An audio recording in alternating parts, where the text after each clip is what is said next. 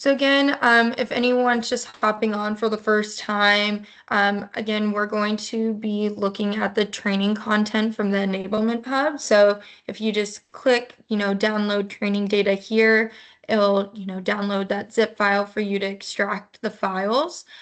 Since we already have, our extracted files, we're going to just hop right into it. Today, we're going to be working on doing blending data. So for, my Excel users who work with VLOOKUPs, this is going to be, your bread and butter, especially with trying to convert some Excel operations over to Alteryx. We'll also be looking at the formula tool and the other types of formula tools out there today. So really doing more aggregations and calculations. So we'll be getting into that. If we do have time today, we'll go into parsing. But again, that's we have that sectioned off for our next, training session. So if we don't get to that, it's not a problem at all. So today, our first one that we're going to be looking at is blending data. So we're just going to go to File, go to Open Workflow, and click Browse.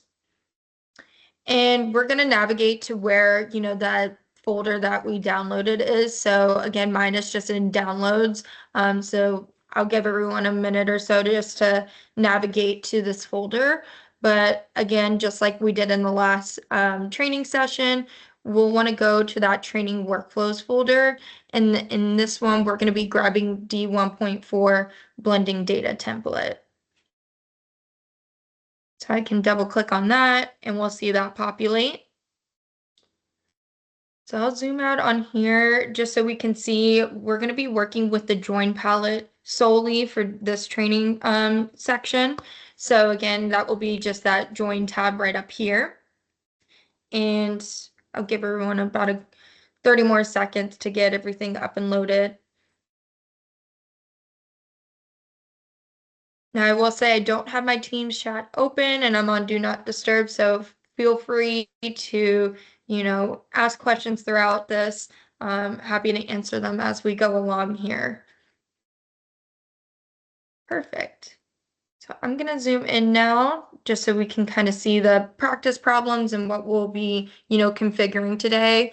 So the first tool that we're going to look at is the join tool. So what that does is we're able to join on two different data sets with either a common identifier or we can join by record position.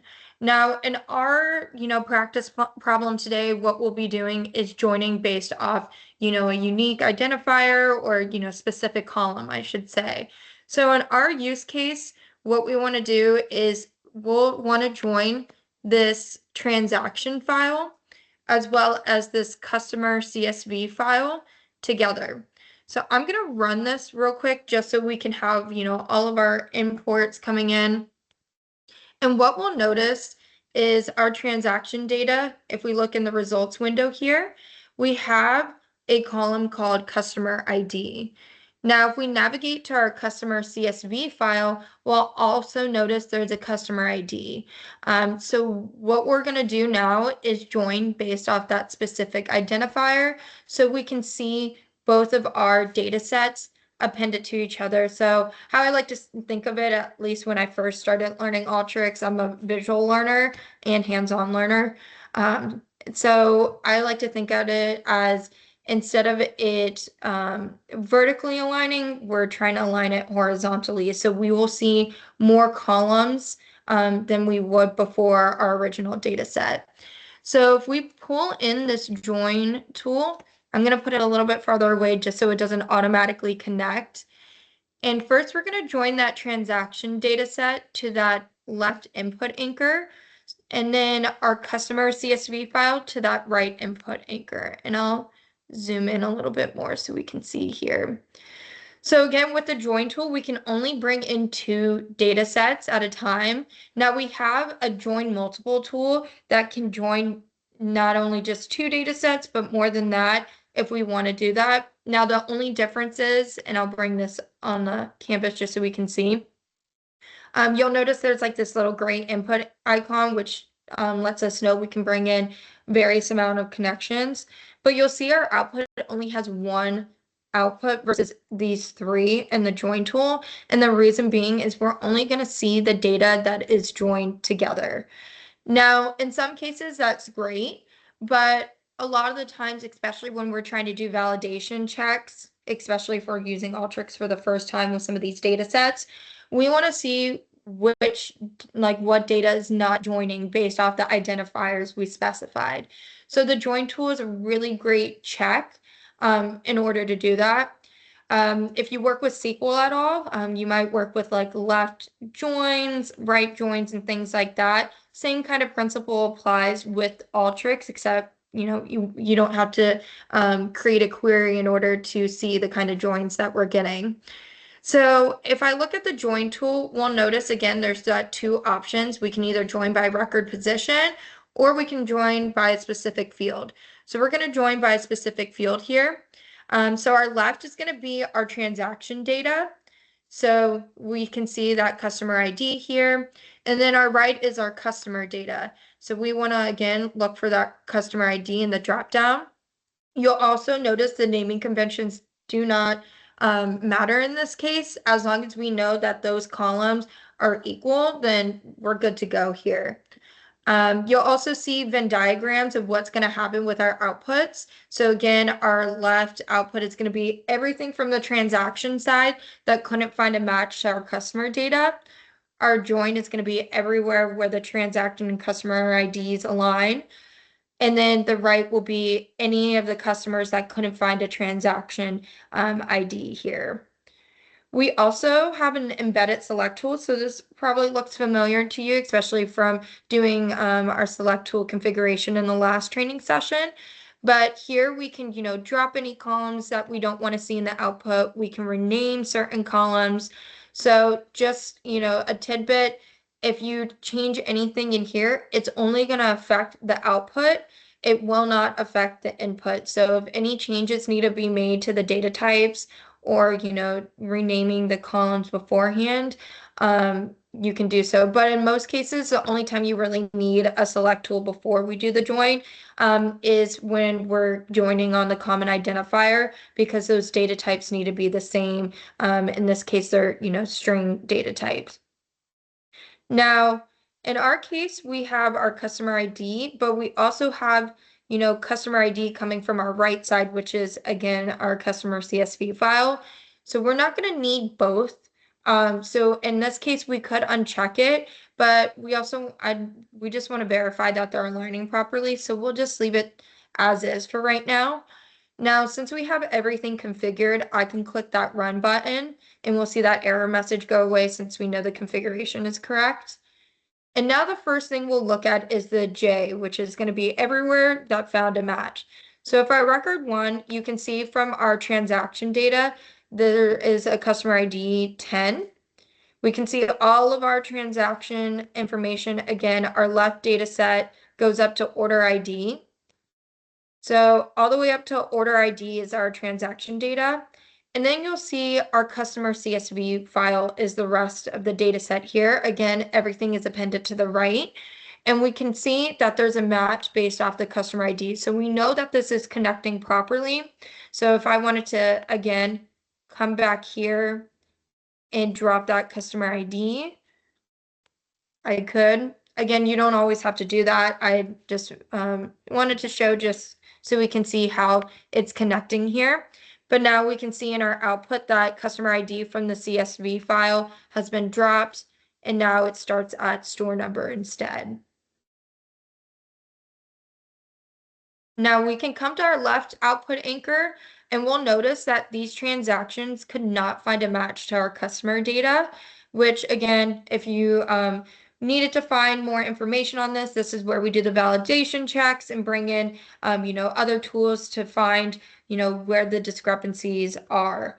Now, if we come to our right output though, we'll notice that there's 0 records, which means that all of our customers found a connection to the transaction file, which is great. I mean, in most cases, what we want to see is 0 records from both sides, because then that means everything found a match in our join.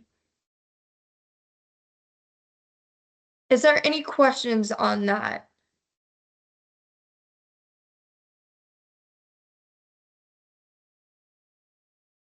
Perfect. So we'll move on to the next tool, which is going to be our union tool. And like I was saying earlier with our join, we can see everything is like horizontally aligned. Our right data set, which was our customer information, was appended to the right. We ended up with more fields. So instead of, having 5 fields from transaction, also 12 fields from there, again, we dropped a column when we were joining. We ended up with 16 fields. So in the union tool, what we hope to accomplish from the union tool is vertically aligning the data. So that's when our data sets all look very similar and we want them to be aligned instead of appending to the right. So we can see we have a San Francisco 2011 CSV file. We have our 2012 and then 2013. We can see that, all of them have pretty much the same schemas, which means the amount of fields we have. So we have 11 fields here, and we have 11 fields here with the same kind of naming convention. But then we get to our last one, which is that 2013 file, and we'll notice that there's 12 fields, as well as we have the naming conventions different. Everything's lowercase, and some underscores are, presenting in the headers. So we're going to bring in the union tool to see what happens when we start doing different types of configurations. So there's 3 different types for the union tool. Now you'll notice when I drag it onto the screen that we have that input anchor that has the gray icon similar to the join multiple, which lets us know we can bring in multiple connections at a time. So I'm going to connect that 2011 file first. I'll connect that 2012 and then 2013. And you'll notice when I connect it, it'll come up with connection names here. So automatically by default, I'll say connection 1, 2, 3. You can always change that if you need to. So you can always edit that. If you click on the connection itself, you'll see the name right here, and I can type something else in here and it will automatically populate that connection. But we'll leave everything as is. Now, the one thing to note too, whatever you put as connection number 1, it's going to be super important for the union tool in the sense that it's going to be the first, or it's going to be the headers that you see. So you'll notice again how our naming convention is here. That's how it's going to be displayed on our output. Now, if we put, 2013 as connection 1 instead, this would end up being how our column headers would be presented at the end.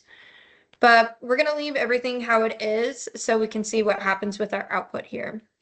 So the first thing we're going to do is we're going to use this auto config by name. So again, that comes down to the naming convention. Everything has to align the same in order for this to work appropriately. We'll leave everything else alone. This is really just to, see any warning messages for how the records are processing and aligning. You can also, error it out, or you can just ignore it completely if you know that there's already going to be some warnings. I just like to have it on warnings just so we can see what's going on. Again, that won't detriment our process. It's just kind of letting us know like, hey, some columns are missing from this data set and are not shown in others. So we will leave that as is. And then the output order is going to show us not based off the column header. Again, that will be solely based off our connection 1, but this comes down to what records we see first. So automatically the first records we'll see is from connection 1, which makes sense because we'll see all these null values here. But once we start changing it up, we'll end up seeing connection 2, 3. But right now we'll leave it as is. And I just want us to click the run button so we can see what happens when we auto config by name.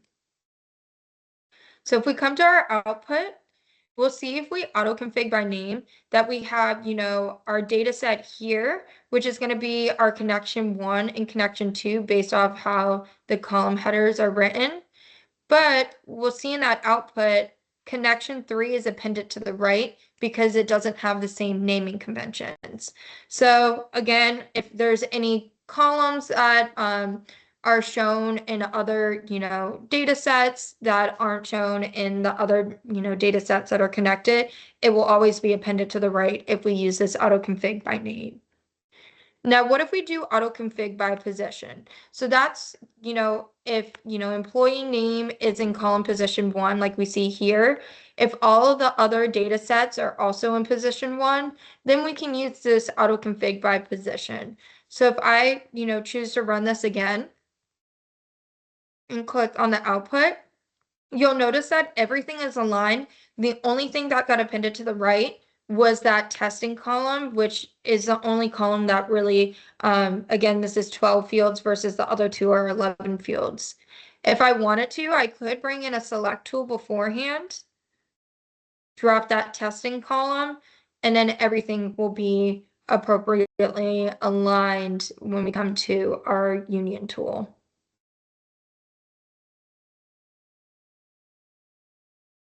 Now, the last type for our union is manually configuring fields. So this is a really great way to see like a bird's eye view of how your columns are going to align based off the naming convention.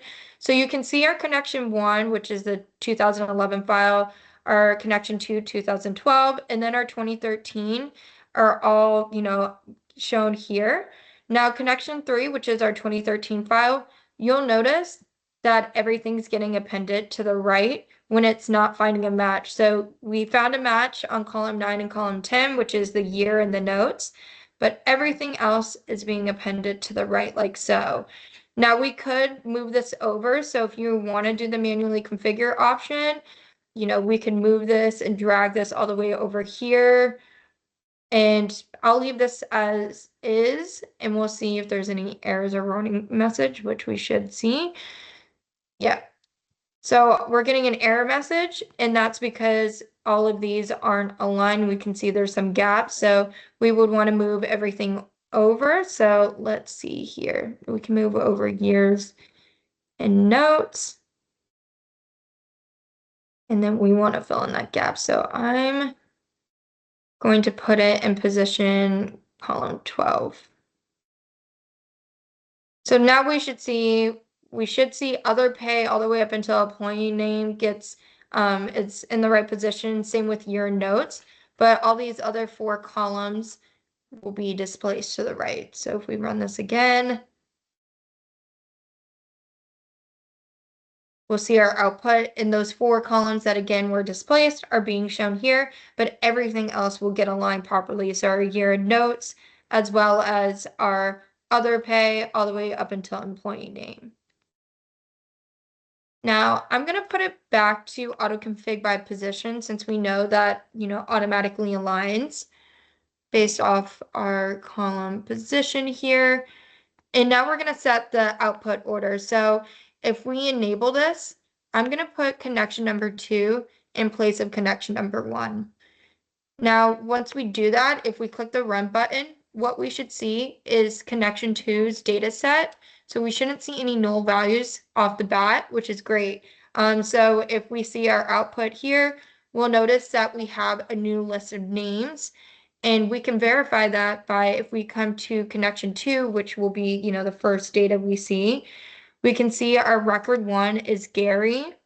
And from our output, we'll also see that it's Gary. So we know it's doing the output order in the correct way.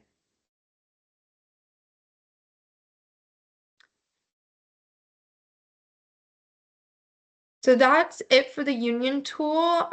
Again, what I see happen a lot is, especially, in our case with our join tool where we had, transactions that couldn't find a match to customer data, maybe you still want to account for that in your data set.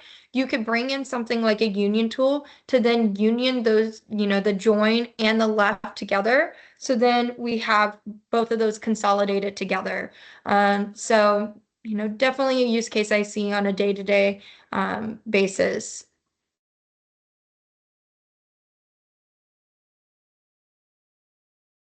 So the next tool we're going to use is the Find Replace tool. So I'm going to come back to that Join tab and drag and drop in that Find Replace.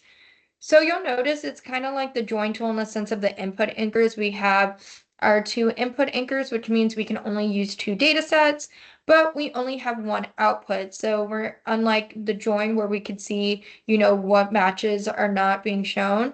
what we'll see for the find replace tool is we're going to bring in our find data set, which is going to be that transaction file we worked with. And the replace is going to be our customer data set. So just like how when we do find replace and we find a certain keyword, then we want to replace it with another keyword. Same kind of principle here. We can find a certain keyword in our transaction data set, and then we're going to replace it with a certain value from our customer data. So our output is only going to be this transaction data with any of the values that were replaced with customer data set, which will make a little bit more sense once we hop into this configuration here.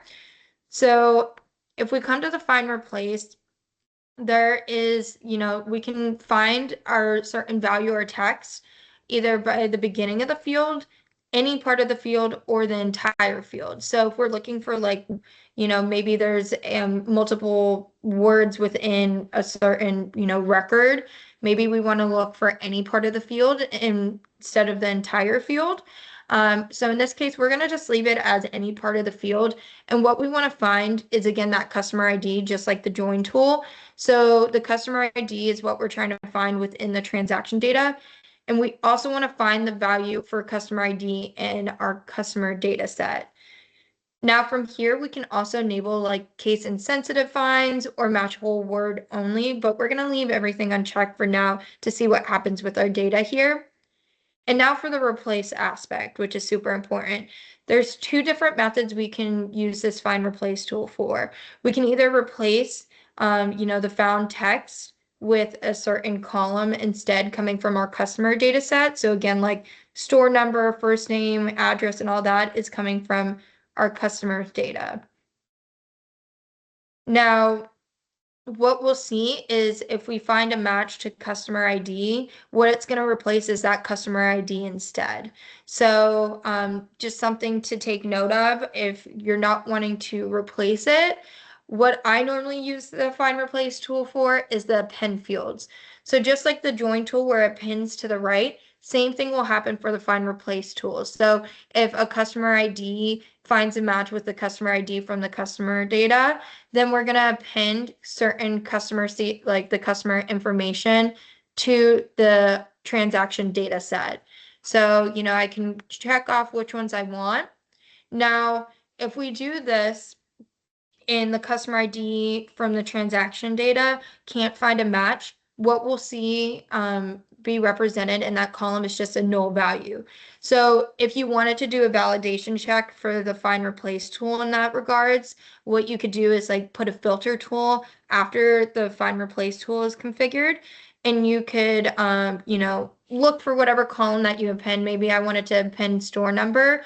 You could set it up for the store number is not null, and then you'll see which values, which records found a match versus which ones didn't, if you're trying to do some validation checkpoints there. In our case, we're going to use the replace found text just to see what happens here. So I'm going to replace the customer ID with the first name coming from our customer data set. So now that we have everything configured, I want to click that run button. And if we look to our output, you'll notice again we have our transaction data set, so we still have the 5 fields. But if we look at our output, that customer ID has now been changed with the name or the first name of the customer, I should say. So again, our find, and then once everything has been replaced, we see our name here. Now, let's say we want to change it to append fields. Maybe we want to put the first and last name, append it to the right of our transaction data. So if I click run, what we should see is instead of 5 fields, we should see 7 fields in our output with our first name and our last name.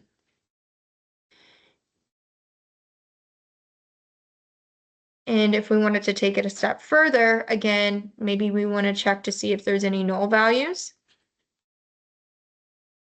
Maybe we can check to see if first name is not null. And then if I run this,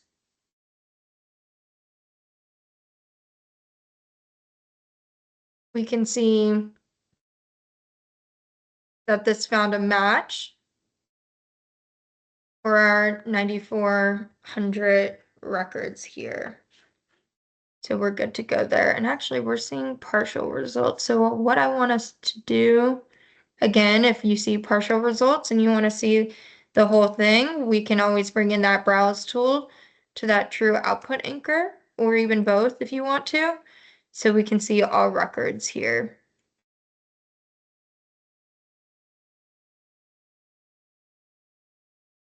Is there any questions on the find replace tool or the union tool?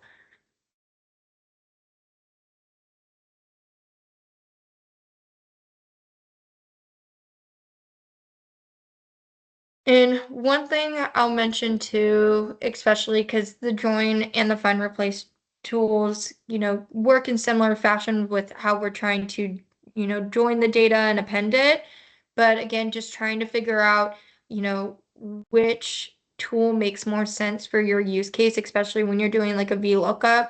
Would you rather be able to see which data is not connecting, or would you rather, see the column appended with just null values for those that couldn't find a connection? So something to be mindful of when viewing that data set. So the last tool we're going to look at today is the append fields tool. And what that does is it takes the amount of records from our, first data set and combines it with our second data set. And how I like to think about it is however many records are in our first data set, you'll times that by how many records are in our second data set. And what we'll see is this average will be appended to every single record that is shown here. So since we have 5 records here and 1 record from our second data set, we should see 5 records in our output. So you'll see our append fields looks again similar to our find replace and the join tool anchors, as far as the input anchors, I should say. So we have 2 data sets we can bring in. Our T represents our targets, and then our S represents our source. So our target is going to be our first data set here, and then we'll also connect our second data set to the source. Now our append fields, you really don't have to configure anything, but it does have an embedded select tool. So if you're wanting to drop certain columns from the target or certain columns from the source, we can drop them here, or we can rename them, change the data type, so be it. And then again, just like how you would with the join tool with the embedded select tool, you'll see that output with, the changes that we made to the data sets.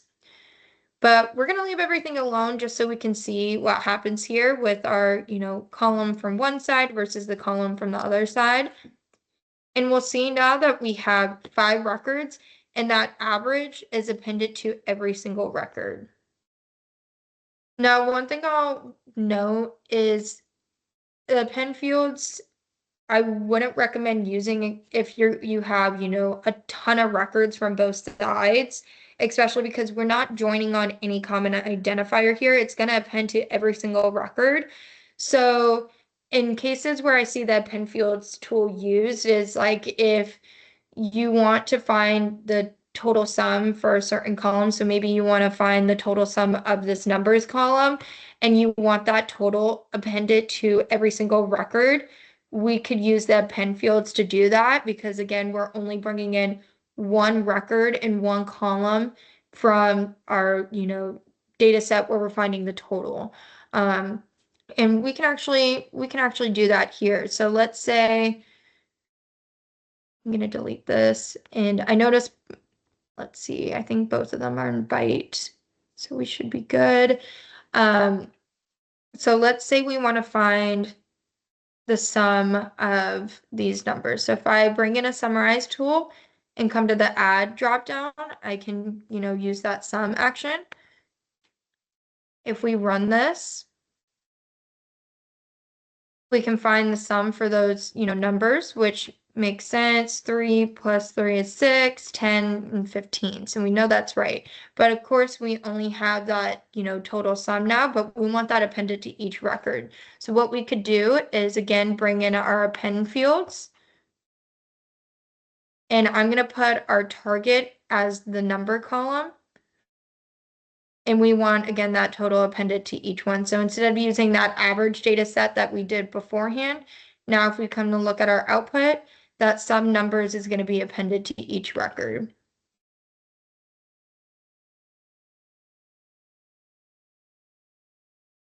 But that concludes the blending consolidating portion. Again, there's practice questions. So if you want to, do some more practice problems, feel free to do so. And you can always reference the completed workflows if you get stumped on any of them.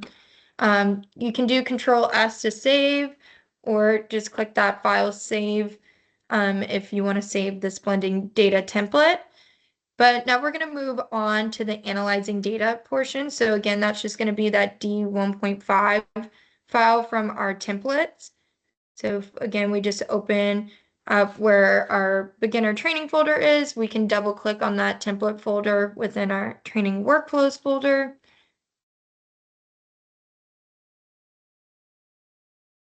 And you should see this populate. So you'll see we're going to spend a majority of our time in our preparation tab. We'll spend a little bit of time in our transform palette using like a summarize tool, which I just configured a second ago. So we'll be able to see a little bit more on how that tool works. I see that used pretty commonly, especially when you're working with like pivots and things like that. So I'm going to exit out of that blending data template and just keep this analyzing data one up. I'll give everyone about 30 seconds to get this popped up here.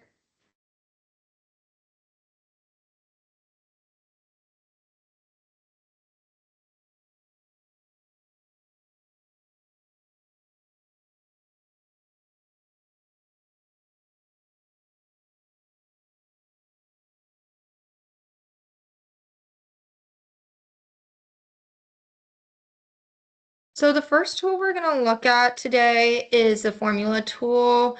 I believe we worked with it in a previous section already, so it's familiar to you. Again, what the formula tool does is we can do calculations with it, whether we need to update a column or we need to create a new column. The formula tool will be great for that, for those kind of use cases. So we're going to drag and drop in the formula tool to this first text input tool. And what we see is we have two separate columns. Excuse me. And in this practice problem, what we want to do is find the sum between both those columns. So if we come to this formula tool, we're going to create a column called sum. So again, if we click that drop down and do add column, we'll type in sum here. And right off the bat, just for best practice, always change the data type to, what we need configured, at least for if we need to use it down the line. So in our cases, we're working with numbers. So I'm going to change this to an int. And I'm just going to change it to an int 64 because if we look at our data, we're working with whole numbers here. They're also pretty small in size, so we don't have to worry about the sizing issue here. So again, just changing that data type for future reference. And then what we want to do is add column 1 and column 2 together. So if I just type in, COL, you'll see our column names populate. We can also use our open square bracket, or we can click on this X to grab existing columns. But I'll type in COL again, click on that. So that's our column 1 coming in, and then we're going to grab an addition symbol and then type in column 2 to grab that. So we can see everything's color coordinated, which means our data types should be correct when we run this. This formula error message will go away once we click that run button. And now we should see an extra column called sum, which we do here. And based off our columns, it looks like the calculations are coming in correctly here. So now we're going to move on to a little bit more advanced formula, and then we're going to see how we're able to use a nested formula to complete multiple steps in just one. So if we come to this advanced formula practice problem, we'll see that we'll want to write a formula to find the percent of total pay accounts for total pay and benefits. So if we look at our output, we'll see we have a total pay column here, and then we have our total pay and benefits. So we want to find the percentage of the total pay that makes up for total pay and benefits. So the first thing I want to check before anything, again for best practice, is to make sure these data types are in numeric. So if we look to our metadata, we'll see that total pay and total pay and benefits are in V string. So if we started to perform calculations, we would end up seeing errors, which let's actually do that just so we can see what happens here. So in our first step in finding the percentage is we need to divide total pay by total pay and benefits. So I'm going to bring in that formula tool again, and I'm going to name this column just percent. And we'll do percent step 1. So we have percent step 1, and again, we're going to grab our total pay column. And we can already see the data preview here, which means everything's populating correctly as of right now. But if we do total pay and benefits, we'll see that we're getting an error message here, which if we highlight over that little squiggly line, it says try to apply a numeric operation to string value. So in that case, again, we'll need to bring in our select tool. So if you drag and place it in between the input data tool and the formula tool, it should just automatically connect. Again, you could also delete the connection to put the select tool in between, or you can always right click on the input data tool and do insert after and look for our formula tool. Or not formula tool, select tool. So in our case, we want to change the total pay and the total pay and benefits. So if I highlight on total pay and drag it to total pay and benefits like so, we can see they're both highlighted on. We can come to this options and then do change field of highlighted fields. Now in this case, we're working with decimals. So again, we could use any of our, different decimal data types. In this case, I'm going to use a double. And from there, we should be good to go. So if I click out of that, we should come to our formula tool and see that, we're not having issues with, our formula anymore. Now, one thing to notice too is our data type is set to VW string. So if I click run,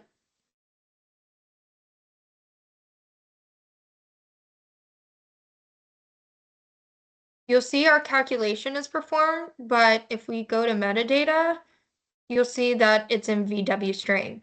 Now, we're going to perform multiple calculations given these columns, so we want to make sure this data type is changed to double, just like our, our last select tool was changed.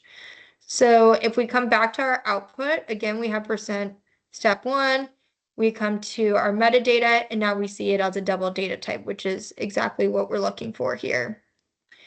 Now, our next step is, finding the percentage. So we need to multiply this by 100 to get that correct percent number. So I'm going to click this addition symbol, which will create a new formula expression for me.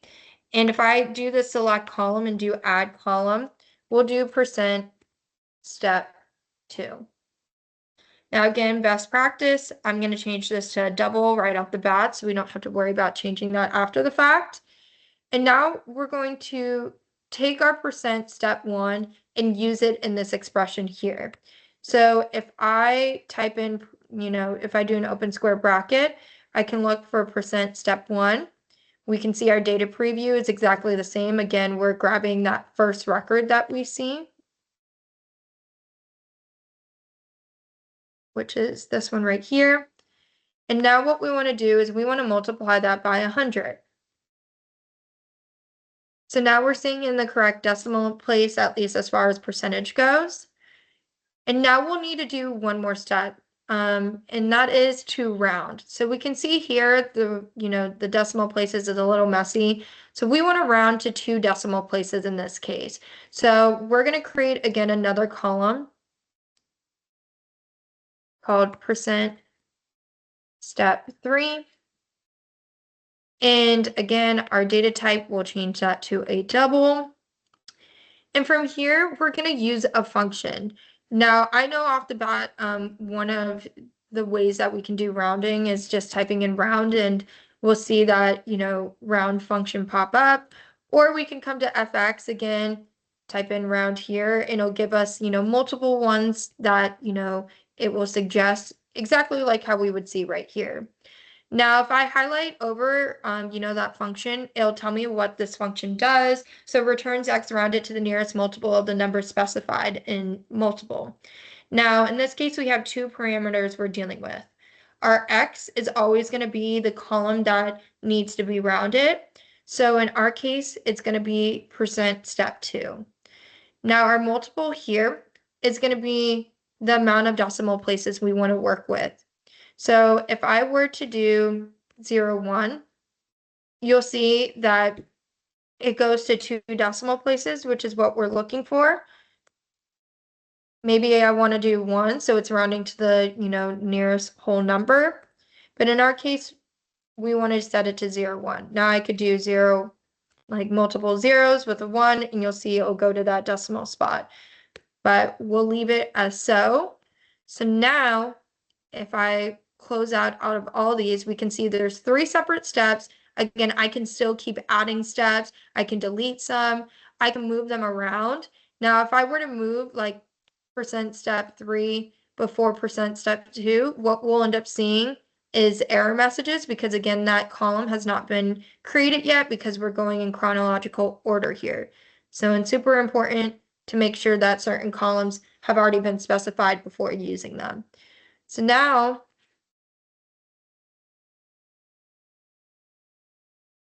if I come to our output, we'll see percent step 1, percent step 2, and percent step 3. So we have those 3 expressions that we see here.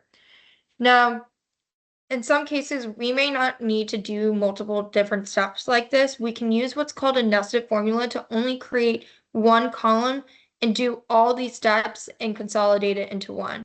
So I'm going to click that addition symbol again and add a column called nested formula. Again, I'm going to change this to double since we'll be working with, numbers here. And what I want to do is I'm going to bring in that round function. Now we can perform all of our calculations in this round function. So what we can do, again, I'll expand on our step 1 since that's the first step that we need to do. Now in this case, we can do, and I'll do in parentheses just for order of operations here, we'll want to grab total pay and divide it by total pay and benefits. From here, we then want to multiply it by 100, right, to get us that correct percentage. So I can do a multiplication sign times 100. Now you can see everything is, color coordinated how it needs to be. The last thing we need to do now is specify how many decimal places. So again, if we do 0.01, we can now see what we're getting in percent step 3. We're now just getting in one formula with nested formula. So, and I'll keep this open just for anyone who needs to view that still. And now if we click the run button, we'll see that new column nested formula.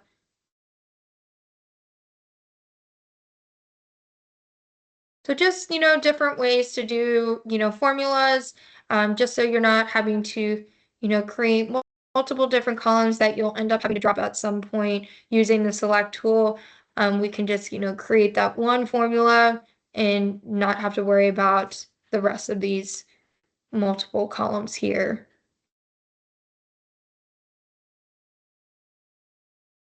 So the next tool that we're going to get into is the multi-field formula tool. Now the multi-field formula tool is we can use a calculation that we did with our formula tool in the last section, and we can apply that logic to multiple different columns using that same specific formula. So we're going to actually use this nested formula here in a second. And if we grab the multi-field formula tool and connect it to our data set here, again, we're working with the data set that we've used throughout, some of our training series. And if we come to the multi-field tool here, we'll see there's multiple things we can do for the configuration. So again, we can update columns or we can create columns. So what we can do is if I were to click this drop down, you'll see all of our columns are shown here because again, they're all set to vString as of right now. If we look at our metadata. But in our key scenario, what we want to do is we want to apply that total pay logic to also the base pay, other pay, overtime pay, and benefits. So essentially what's changing is just going to be this numerator each time. That total pay and benefits is going to stay the same. So how we can make sure that we're working with numeric data types again is we want to make sure we're bringing in a select tool and changing those pays ahead of time because again, we're going to perform calculations where we'll need it in this case, a double data type. So what we'll do is bring in that select tool and drop it in between that input in that multi-field formula tool. And again, just like how we did in that last practice problem, is I want to highlight on base pay since that's where it starts, all the way to total pay and benefits. We'll click that options drop down and then highlight over the change fields. And we're going to look for double.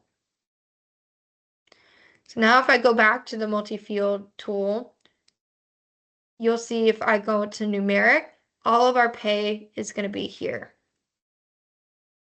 Now, the reason that this section is here is we can select what fields need to be updated given this formula. So again, the fields that we're going to use and change out each time is going to be our numerator. So we want to select base pay, overtime pay, other pay, benefits, and total pay. But we do not want to select total pay and benefits because that is never going to change. So we can leave that, that the same. Now, the next part is what determines if we want to create a new column or if we want to update the column. So we can copy output fields and add. So this is what's going to happen. We can, in this case, by default, it says new underscore.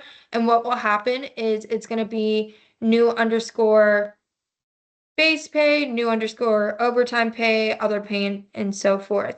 We can change this if we want to, but I'm just going to leave it the same. Now we can also change the output just like the formula tool as far as data types go, but again, we want to keep it as a double. So we can leave this unchecked since we know we need it in a double data type. Now this is where we're going to do the expression just like our formula tool. Now you'll notice for our variables, the current field is going to correlate to all of these fields that we checked up here. So again, it's not going to correlate to total pay and benefits since we didn't check that one off, but all the other ones will be current field. Our original fields are again, all of our column names before, selecting them up here. And then our constants, which just refers to our engine directory, which we won't work on. Now the functions, again, just like our formula tool here, it's all the functions that are listed in this one are also listed in our multi-field tool. And then we can also save expressions and use recent expressions, but today we'll just stick to creating our own. So we're gonna use the formula from our nested formula here. So you can copy and paste this if you want.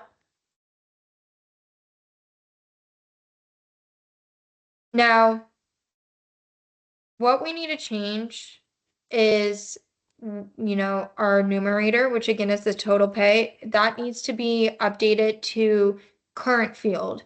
The reason being, again, because we are selecting every single pay here that needs to be changed out in our numerator to perform this calculation for each record.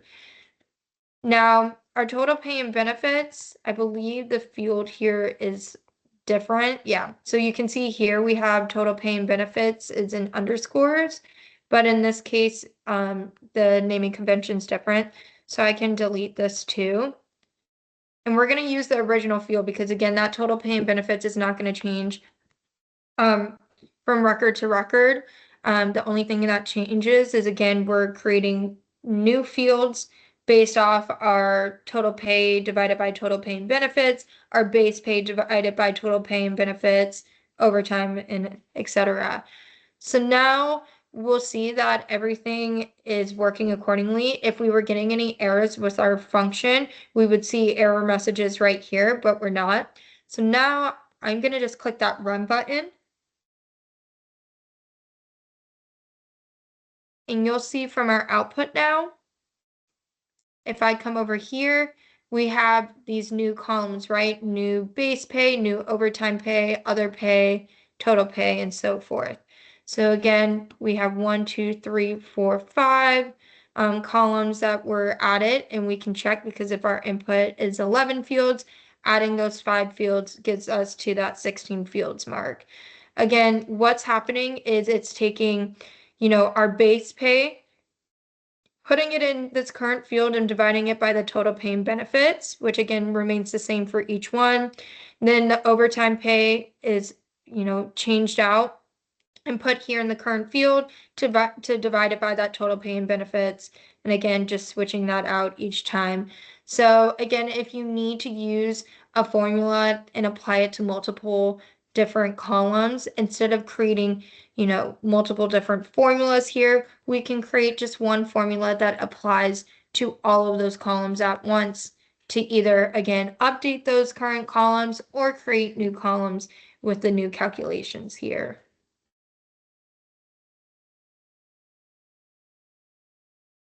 Is there any update or any questions on the multi-field formula tool?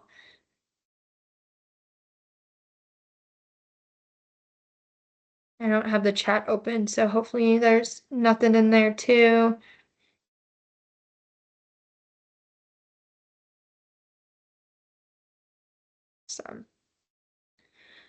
So our last formula tool that we're going to look at is the multi-row formula.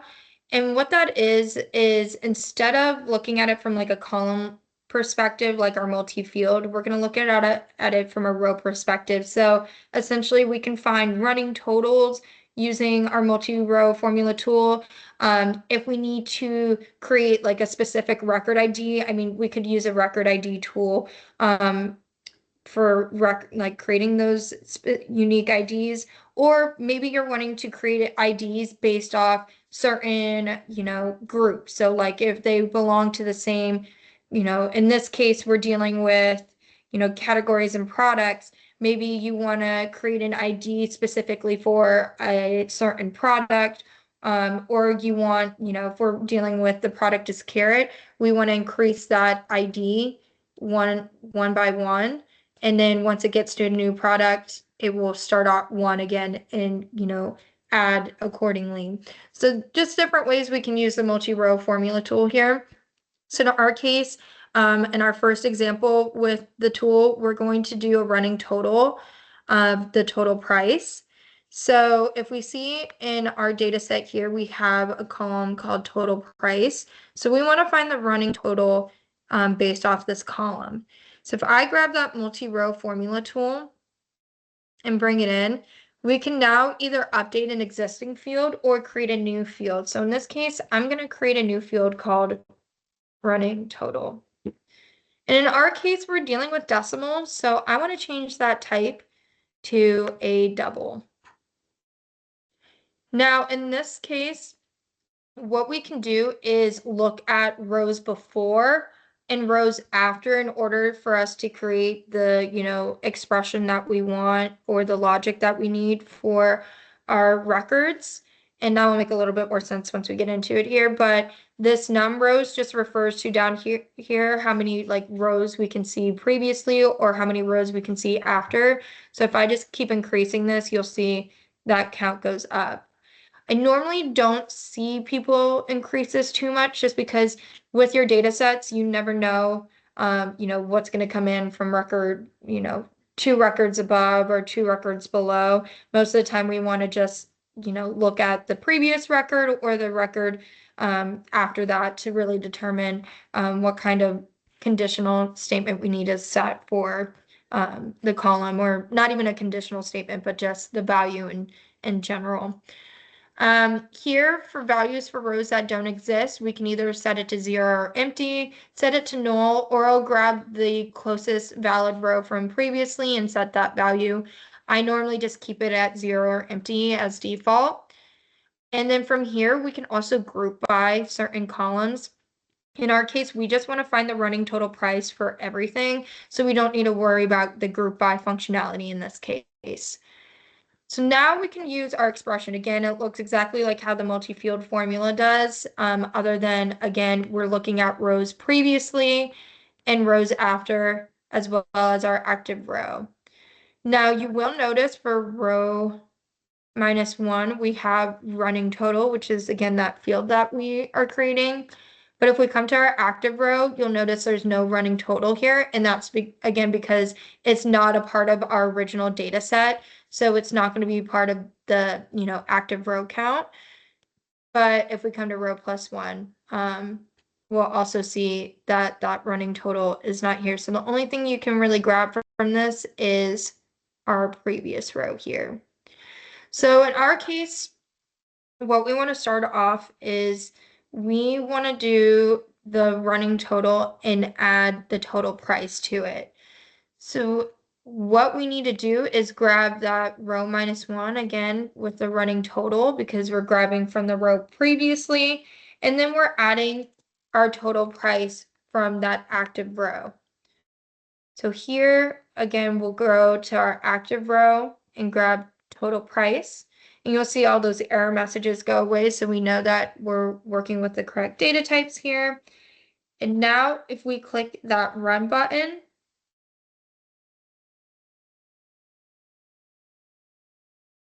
you'll see our running total again starts with 58. And the reason being is, again, because we're looking at row -1 adding to the total price, essentially there is no row -1 here, so it automatically gets set to 0. So it's going to be 0 plus the 58.41 coming from our total price, which gets us that running total. Now this is our row -1 for the next record, so it'd be 58.41 plus that total price to get us this new running total here. Again, this isn't the only way we can do calculations for running total. There's also in our transform tab a running total option. So just kind of matter of, preference here. Again, if we bring in the running total, you can see you can use the group by functionality and also create running totals as well. Now, again, you can see that we have more limited options on how we would get the running total using this tool versus using the multi-field or the multi-row formula tool instead. But again, if we come to our output again, we see that extra field added, which is that running total. And I'm going to just check the metadata just to make sure we see that double data type, which is confirmed right here. So we'll move on to the last multi-row formula problem. And in this case, we're going to create a running total of the quantity, but we're going to do it for the product carrots. So I'm going to come to that preparation tab again, grab that multi-row formula tool. And in this case, we're going to create a conditional statement here because we don't want to, we could do a group by option where we group by, again, our product, which carries carrot in here. And we would find the running total for, sorry, that was supposed to be a sneeze. I don't know what happened there. But we could group by product, so then it finds the running total for each individual product. But in this case, we only want to find the running total for the product that equals carrots. So in that case, we're going to use a conditional statement. If we come to the functions tab and go to conditional, we can use this if then else, statement. We won't need to use the else if one because the only conditional statement that needs to be met in this case is the product needs to equal caret. So again, just like I've done in previous examples, I like to just space this out. You don't have to. It'll still run the way it should, but we're going to create it, this expression. Now, the one thing I forgot to do is we can, leave it as new field, but I want to type in caret running total instead. And then in this case, our running total is going to be the quantity. And we're working with whole numbers here, so this int 32 can remain the same, and we don't have to worry about that. All of this can remain the same, so now we can come back to our expression. I'm going to click on the variables tab just since we're going to need that in a second. So in this case, we want the product to equal caret for our active row, or the record, again, that we're looking at. So in this case, what we would need to do is grab the product from our active row. I'll double click on this. And we need it to equal, and we'll put it in quotes. We'll want to put caret. So if the product equals caret, then we want to grab the running total and add the quantity to it. So again, our running total is set to 0 right now because there really is no active row or active column for that running total yet. So we can come to this row -1 again, just like we did in the past, and grab that caret running total. And now we're going to add the quantity. So again, we'll come to the active row because it's going to be that record that we're highlighted on at that point in time. And we're going to double click on quantity here. So I'm going to scroll down a little. And you can see sometimes it gets displaced here. So always best to just make sure your cursor is in the right place before you double click on this. So then if, again, it doesn't equal caret, then we want to set it to false. So what we want to grab is just our running total, right? Because we don't want to add anything. We don't want to grab the quantity at that point in time because, again, it could be for like chocolate chip at that point, and it would be the wrong quantity for our running total. So we can just grab our previous running total here. So we know we're getting the right calculation for the quantity being added correctly for that product. So in this case, now we can see there's no error messages. I'm going to click that run button.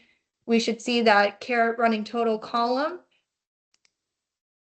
So now from our output, we can see the first record is caret. So our running total, which again starts at 0, is going to add that 33 to give us that number 33. Now the next product is not a caret. So in this case, we're going to keep that running total from previous, keep doing that until we get to our next product equals caret, which is 87. So then we take that row previously, which is 33, we add 54 in order for us to get that 87 number. And again, you'll see that number repeated until it hits caret again.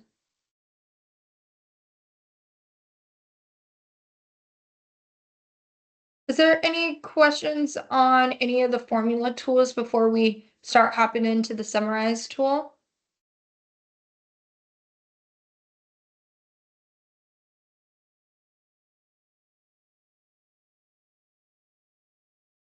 Awesome. So we will do the last part of this analyzing data section. So in this case, we're going to work with the summarize tool, and you kind of got to see a glimpse of it in the last section, but essentially what we can do is perform aggregations with our data set in order to not only condense our data, but also get those, calculations that we're looking for. So, some of the things that we see are like finding the averages, finding the sum, concatenating our data, and things like that. So we'll get to see how that works here with our summarize tool. We're going to want to navigate to that transform tab, and it will be the summarize tool here. We'll drag and drop it to our input data tool. So our first problem here is we want to find the average pay based off the job title. So you can see in our summarize tool that it shows all the fields coming in from our data set and the data type that's associated with it. Again, super important for our data type. If it's not in the correct data type, we can't perform certain actions. Like, for instance, if I wanted to find base pay, the sum of that, you'll see from my actions section, I can't grab that sum. It's grayed out. If I come to the numeric section, most of these are grayed out, given that I'm working with a string data type. So nice to see like what the data type looks like, so you can kind of decide what needs to be changed beforehand before you feed this into the summarize tool. So in this case, we're going to do average pay by job title. So I'm going to grab total pay and benefits, but you can see here that it's in a V string. And if I wanted to do the average, which we can see the average is grayed out here, we're going to need to change this data type. So I'll go to the preparation tab to grab that select tool to place it in between both. Or again, if I wanted to highlight on that input data tool, click insert after, go to the preparation tab, and then click the select option. You can see it'll, populate that connection for you. And in this case, we're going to need job title because we're going to group by the job title. We're going to find the average for total pay and benefits. So we need to change this data type here. So in this case, we know we're working with decimal places. So we want to, select double. Now, if I come back to the summarize tool, you'll see that that total pay and benefits gets updated with that double data type. So now we can perform the calculations we need to. So in this case, I want to group by job title.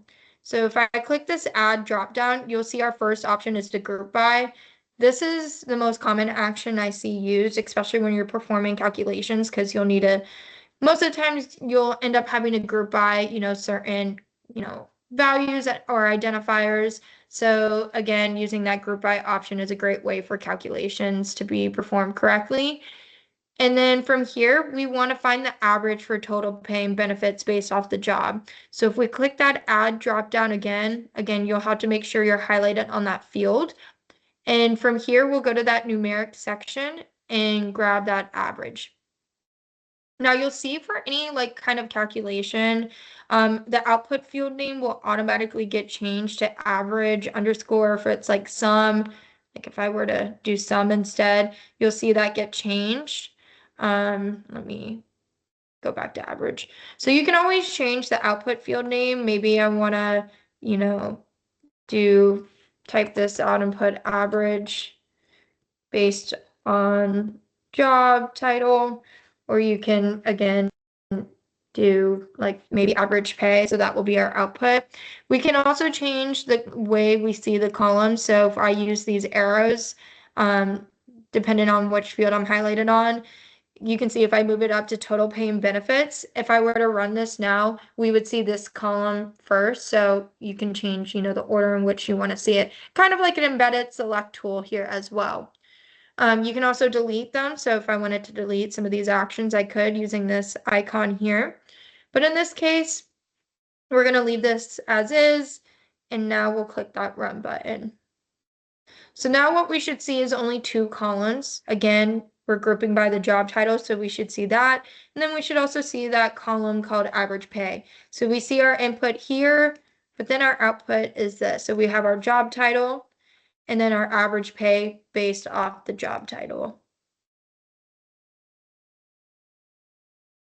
Now, in the next problem, maybe we want to find the list of employees who are associated with that job title. So what we could do is concatenate the employee names to this data set. Again, we already grouped by the job title, so we can just keep this as is. We can do average pay. And then if we navigate to, let's see here, the employee name, we are going to concatenate here. So what concatenating is we're able to consolidate all the values into one, and we can separate, have them separated, or, figure out the distinct values by either a comma or changing it for another delimiter. if I come to the string section here, I can grab this concatenate option, and you'll see there's this concatenate properties. So the separator is what's going to separate each employee name, so we know, where that separation lies. This is really great too, especially if you're wanting to parse the data out. Um, and we'll see how to do that shortly, especially if we do a little bit of the parsing data. I know we're starting to get at time here. But in this case, I'm going to delete that concatenate, portion to the output field name, and I'm just going to leave it as employee name. So if we click this run button again, now we'll see 3 columns again based off our actions we have here. And now we have the employee names associated with it.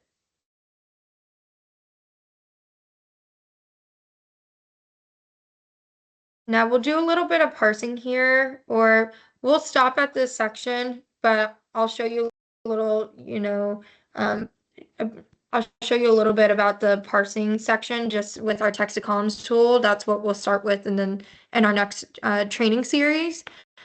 So here, if we drag in this text to columns tool, what we can do is we can split the values based off a delimiter. So in our case, we can, our employee name, maybe we want to separate each employee into its own record.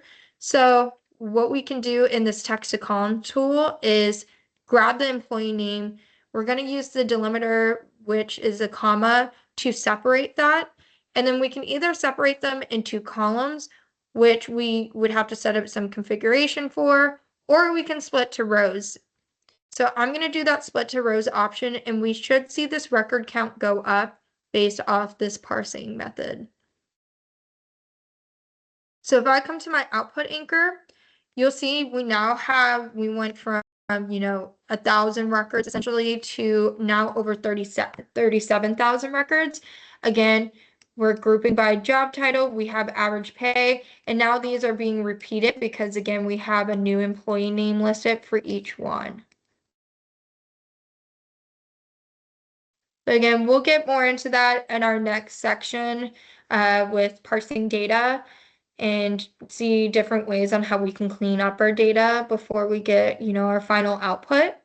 But with that being said, again, there's more practice problems down here for you.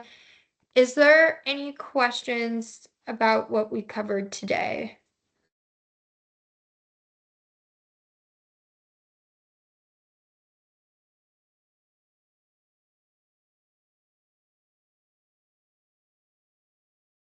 Perfect. Do we want to go over some of the parsing data, or I can also give you 15 minutes back, which is no problem at all too, but kind of get your view on as to if we want to do a couple parsing data practice problems.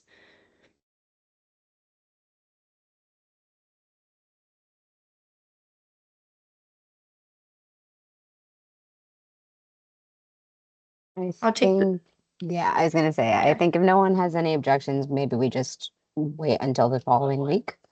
I was gonna say the silence makes me think a 15-minute just to hop off now. So totally fine. So we'll save that for next week. But again, if you have any other questions, feel free to reach out to me via email, or you can schedule a build session with me through that enablement hub. Thank you so much, Taylor. Really appreciate it. Yeah, of course. Well, have a great day, and I will see you all